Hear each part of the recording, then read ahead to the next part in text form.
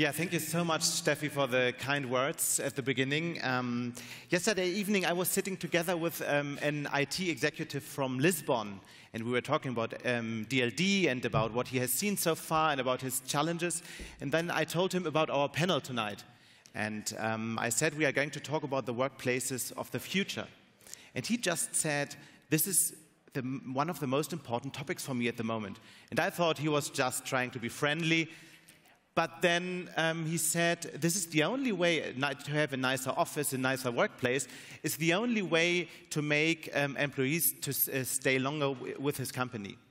So he's thinking a lot about it, building a gym next to the office, having a nice canteen, fancy interior design. And these are the big questions. So how will the workplaces in future look like? How will technological change drive this change? And what kind of workplace in the end is driving innovation and is making employees maybe even more productive? So these are the questions we are going to talk about now, and we have a very fine panel here today. You've heard the names already, but I might add a little bit of context. So we have Ratti from MIT City Lab. He's obviously doing a lot of research about the cities of the future, and also thinking about the offices of the future. But not so many people know that this guy also has some crazy ideas sometimes. So most recently, he built a self-driving cafe with a robotic bartender. So that works like that. So you want to have a coffee, you can open your smartphone, go into his app, and order this robotic bartender. Great idea. So we will hear more about that a little bit later. Moutrey, head of communication and innovation at Steelcase, and she's traveling the world and is trying to find out how offices in future will look like. And while traveling the world, she found out I might be away a little bit too much sometimes. So what she did was she bought a robot. She bought a robot for her office, and this robot is showing her face on a little screen, so when there is an important meeting, her robot is attending the meeting with her face on the screen. And Gail told me that this robot is making her a better leader. And last but not least, Janina Kugel. Everybody who has ever been interested in future of work, HR, or diversity knows her name. She has worked in consultancy, was head of HR at Osram, and now is member of the management board at Siemens. And Janina, I would like to start with Siemens. So your company moved into a new headquarter 2 years ago. How much is this headquarter showing workplaces of the future already?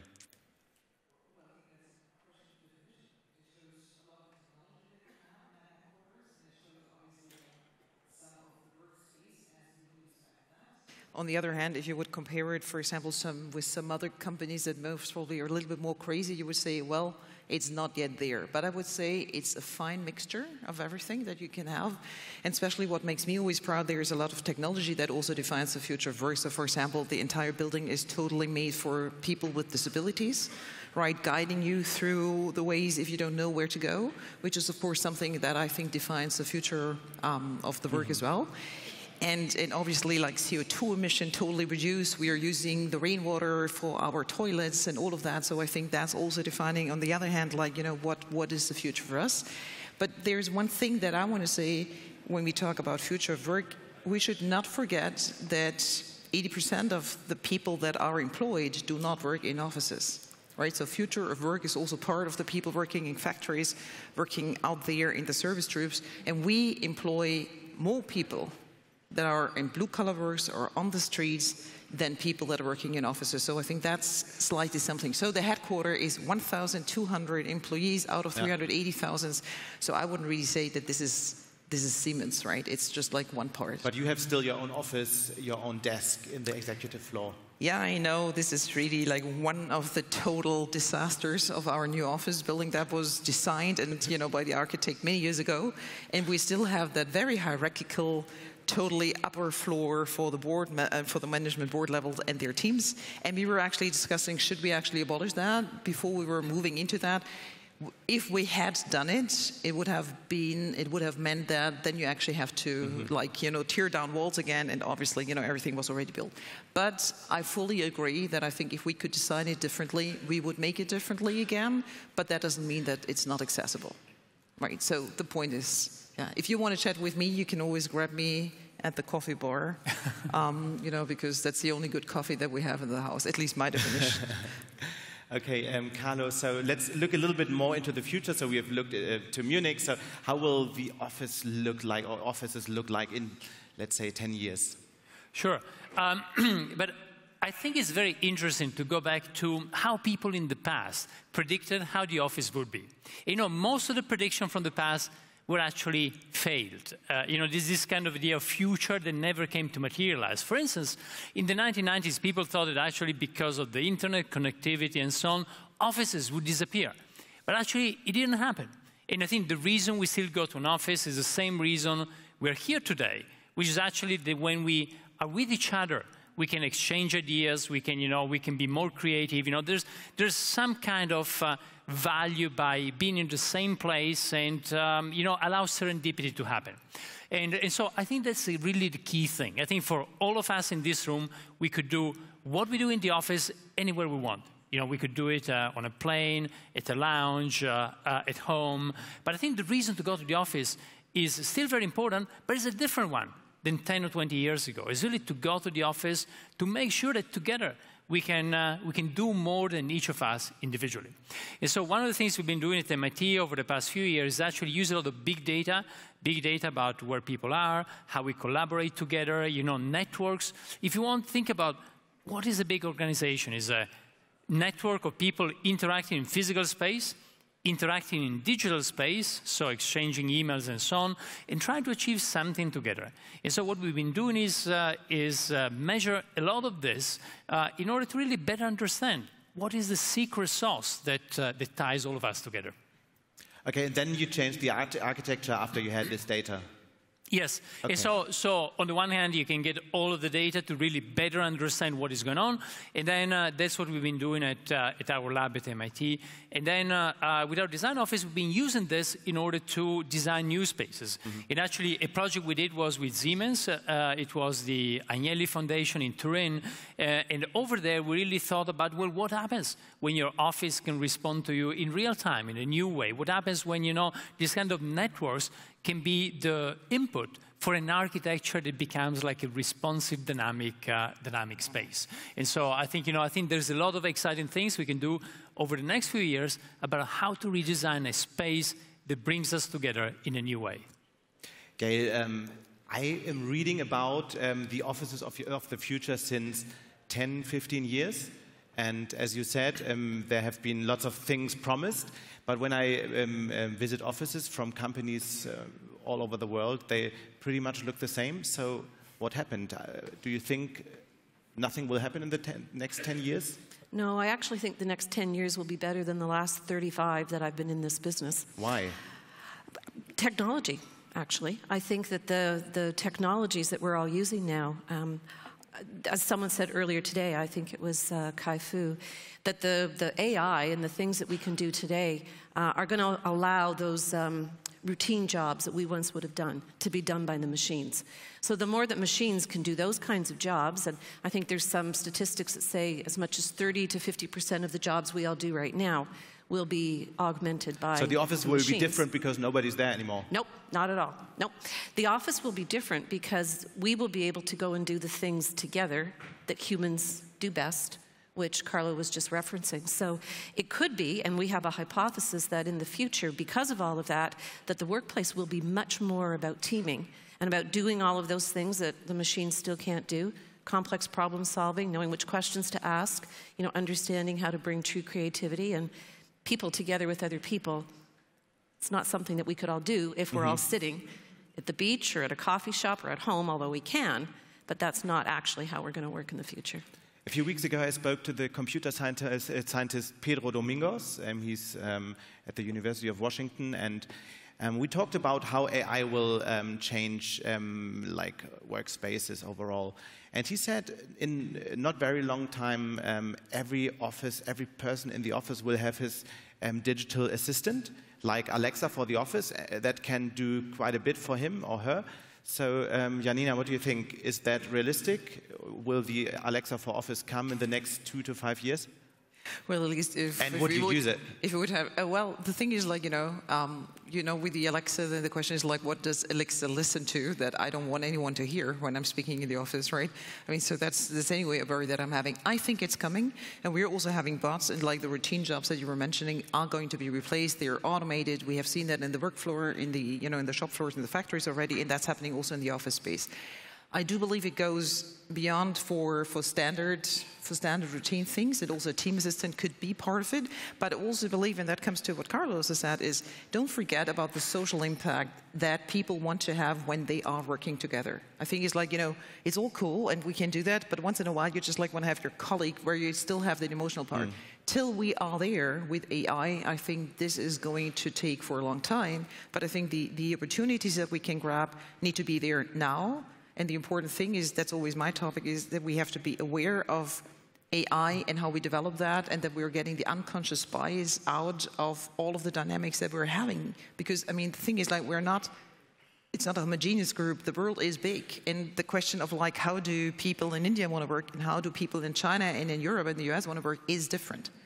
And then you have the generations that have different expectations. And then you have different per se, because we are all individuals. And I think that actually needs to be coming into place, and that I think is very important when we're talking about AI, that this is actually considered. And I don't think it is today. Yeah, and going back to your question about, you might say, we're talking about this, we've been talking about the office of the future, nothing has happened. Well, I think a lot of things have already happened. Like 20 years ago, you would design an office space for something like 15 to 20 square meters per person. And then, today, if you go to a co-working paradigm, that number has gone down to 5 or 6 square meters. And if you do it right, it's actually win-win. It's a win for the organization because you can actually use less square meters, so it's less cost, it's more sustainable, and all of that. But it's a win for the community because then you increase, social interaction.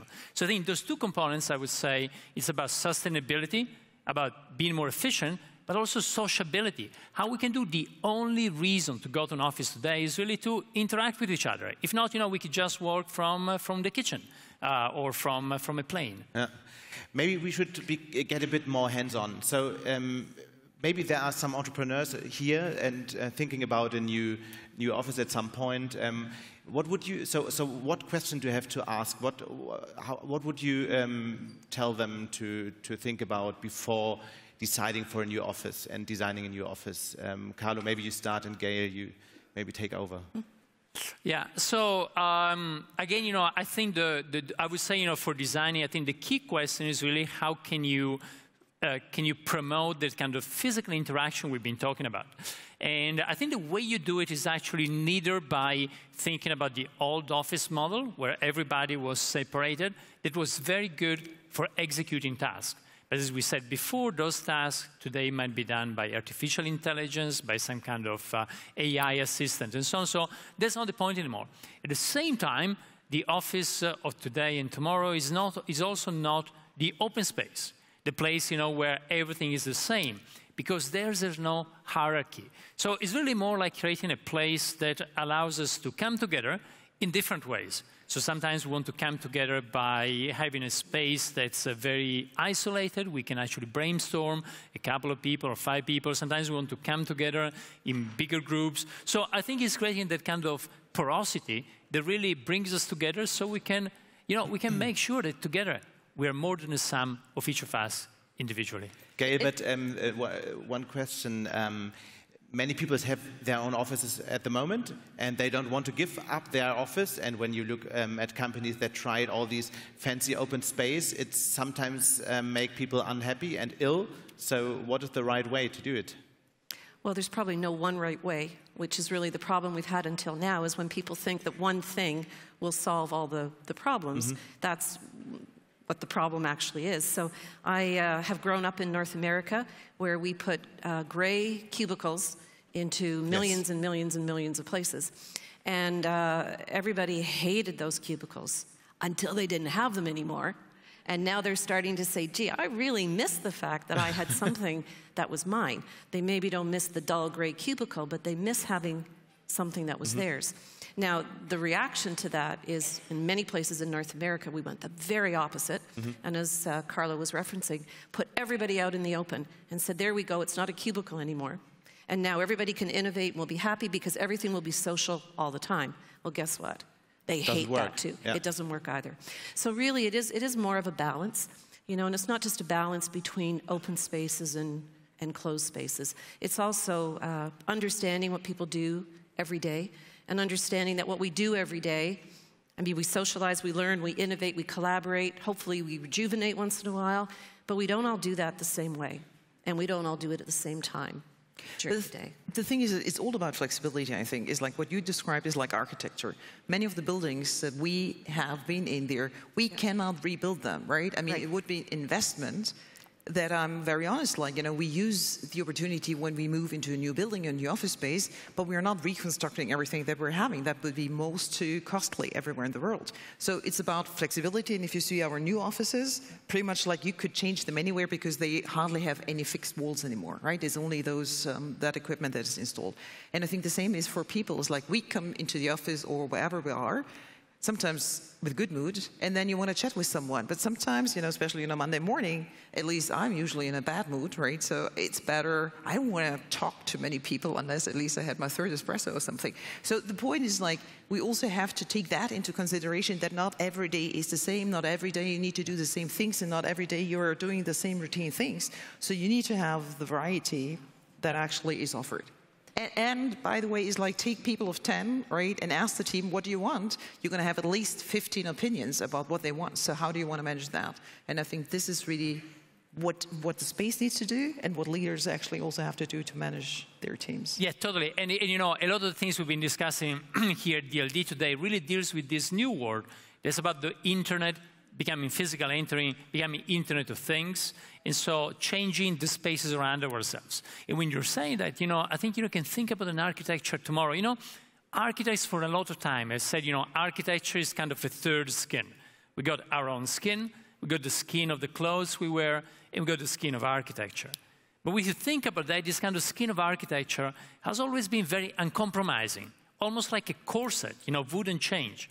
And I think what we can do today with IoT is really do an architecture, a design that changes in a dynamic way, that responds to us. And again, as you say, the Monday morning is different than what you want in another time of the week. And so this kind of space design becomes something dynamic that can better follow what, you know, what we dream about.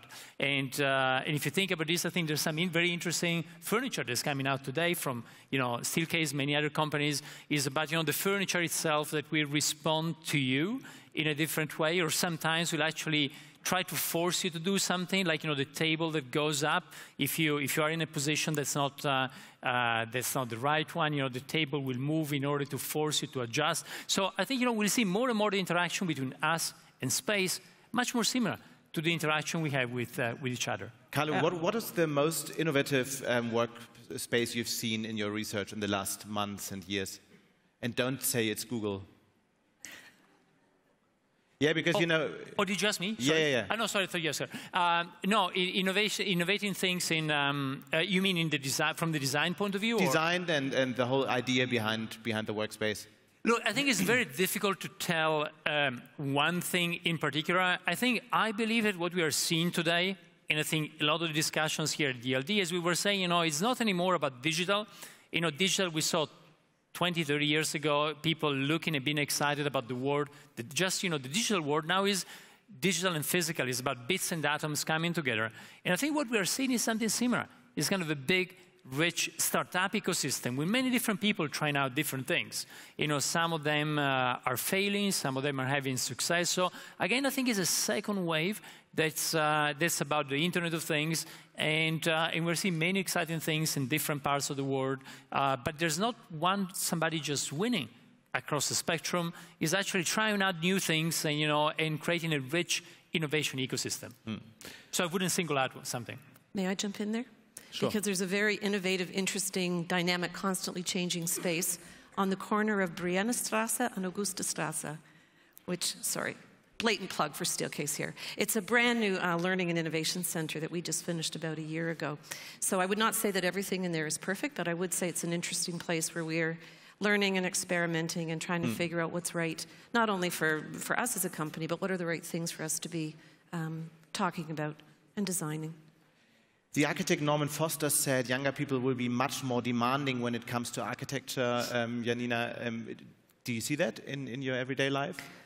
I mean, yeah, we have, not only in terms of architecture, people want to have different kind of foods, they want it everywhere, they want to have different services. I mean, you were asking about the headquarters, and not only there, but, you know, like the gym, the kindergarten, you know, the services where you can bring your shirts and then it's delivered away, you can get packages, all of that. I mean, this is what is happening all over and more, that you pretty much like have those services, especially if you live in countries like Germany where the infrastructure is kind of like coming to an end at 8 p.m. because all of the shops close and all of that, right? Which is kind of like a disaster if you're working full time.